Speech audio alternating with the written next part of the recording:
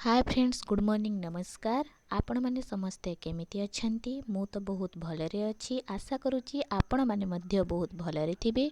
मु रश्मिता स्वागत करूची मोर फास्ट वीडियो को। जदि वीडियोटी आपनको भल लागि थाए प्लीज वीडियोटी को लाइक, शेयर एवं कमेंट करने सहित सब्सक्राइब करने को जमा भी भूलिबेनी एवं पाखरे थिबा बेल आइकन को क्लिक करदेवे, जहा द्वारा कि मु जहाँ भी वीडियो पोस्ट करी तार प्रथम नोटिफिकेशन आपण मानक पाखक खूब शीघ्र पहुँची जिवो। तेबे चलंतु देखिबा आगरु घरे मुढ़ी किपरि भजा हेउथिला। तेबे चलंतु स्टार्ट करिबा आजिर वीडियो। प्रथमे मुढ़ी भाजिबा पई जेतिके परिमाणर चाउल आवश्यक ताकू नेबा एवं ताकू पानी द्वारा भल भाबरे धोई देबा एवं पानी को गाड़ी देबा। देखंतु एठी पानी गाड़ीबा शेष होई जाईछि। एबे स्वाद अनुसार जेतिकी परिमाणर लुण आवश्यक सेतिकी परिमाणर लुण ए चाउल रे मिक्स करिबा। आमे एथि 2 केजी रो चाउल नेइछु एवं 2 केजी चाउल रे जेतिकी परिमाणर लुण आवश्यक सेतिकी परिमाणर लुण एठारे दिया जाउछि। देखंतु लुण दे सारिला परे भल भाबरे चाउल सहित लुण को मिक्स करिदेबा। देखंतु एठी मिक्स करा हेउछि जेमिति भल भाबरे लुण चाउल सहित मिसी जिवो। जदि लुणटी भल भाबरे चाउल सहित न मिसे तेबे मुढ़ीर स्वाद आसीबनी। देखंतु एमिति भल भाबरे गळे दिया हेबो। किछि समय गळे सारिला परे याकू रखी दिया हेबो। देखंतु भल भाबरे मिक्स करा चलीछि जे पर्यंत लुण चाउल सहित भल भाबरे मिसी न जाईछि। एमिति किछि समय गळाइबे। गलाई सारिला परे चाउल को किछि समय सुखाई देबा। सुखाइबा पई आपण लुगा किंबा बस्तार व्यवहार करि परिबे। आमे एठारे लुगार व्यवहार करिछु। देखंतु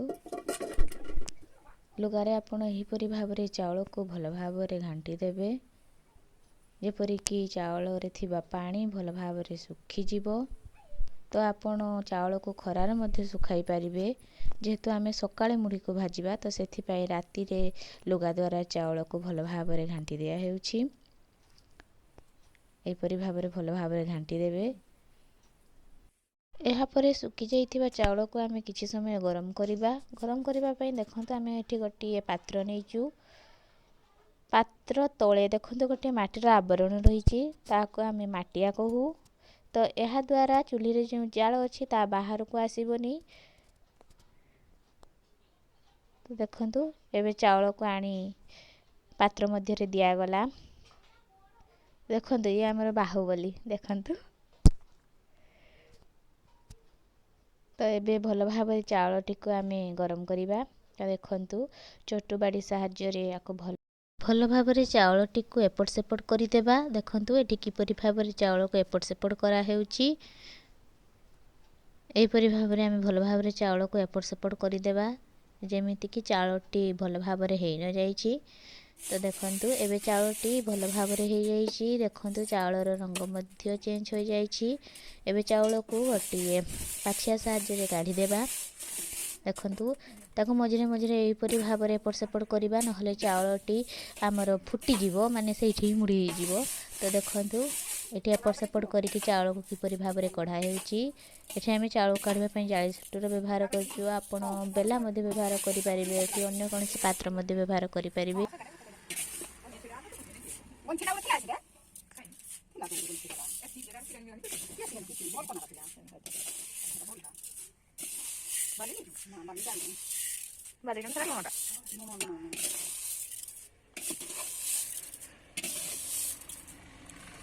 देखंतु एठरे चाउल कढ़ा शेष हो गलानी। एबे आमे मुढ़ी भाजिबा। मुढ़ी भाजिबा पई भल भाबरे हांडी को चुली रे पुनर्बार बसाइबा, जेपरि कि हांडीटी एपट सेपट न होई जाए। यदि एपट सेपट हुए मुढ़ी भाजिबारे बहुत प्रॉब्लम हबो। तो सेति पई भल भाबरे आमे हांडीटी को बसाइबा। आपण माने प्राय जानि छंती मुढ़ी भाजिबा पई बालीर आवश्यकता पड़ी थाए, किंतु एठी आमे बाली परिवर्ते लुणर व्यवहार करिछु। लुण तो देखा धला किंतु एठी लुणटी किपरि कला देखा जाउछि ता आपनक मानक मन प्रश्न उठुथुबो। लुणटी जदि आमे धला रखिबा तो मुढ़ी ठीक भाबरे फुटिबनी। धला लुण रे मुढ़ी ठीक भाबरे फुटे नाही। तो सेति पई आमे लुणटी को पोड़ी कला करि देइछु, जा फल रे मुढ़ी बहुत भल भाबरे फुटिबो। ଏଠାରେ ଗୋଟିଏ ବସ୍ତା ଦ୍ୱାରା ଆମେ ପୂର୍ବରୁ ଓହ୍ଲାଇଥିବା ଚାଉଳକୁ ଘୋଡ଼ାଇ ଦେଇଛୁ। ଚାଉଳଟି ଘୋଡ଼ାଇକି ରଖିବା ଦ୍ୱାରା ଚାଉଳଟି ଗରମ ରହିବ ଏବଂ ମୁଢ଼ି ବହୁତ ଭଲ ଭାବରେ ଫୁଟିବ।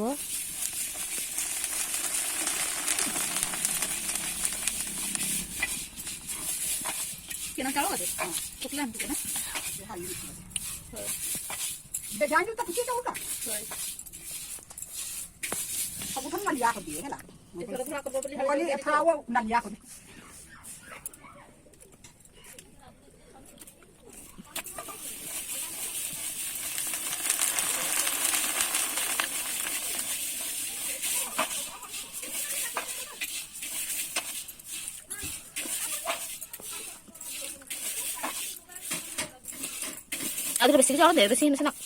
거기다 건도 보라.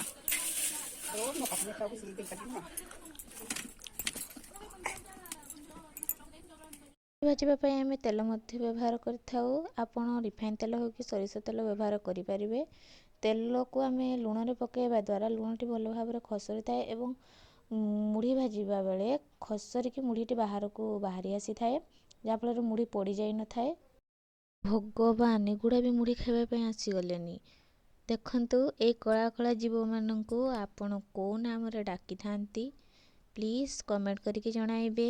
ଆମର ଏପଟେ ଏଗୁଡ଼ାକୁ ପଣ୍ଡା କୁହାଯାଏ, ତ ଆପଣମାନଙ୍କ ସେପଟେ କ'ଣ କୁହାଯାଏ ପ୍ଲିଜ୍ ଜଣାଇବେ। ଏବେ ମୁଢ଼ି ଭଜା ଆମର ଶେଷ ହୋଇଗଲାଣି। କେତେ ବଢ଼ିଆ ମୁଢ଼ି ଫୁଟିଛି ଦେଖନ୍ତୁ।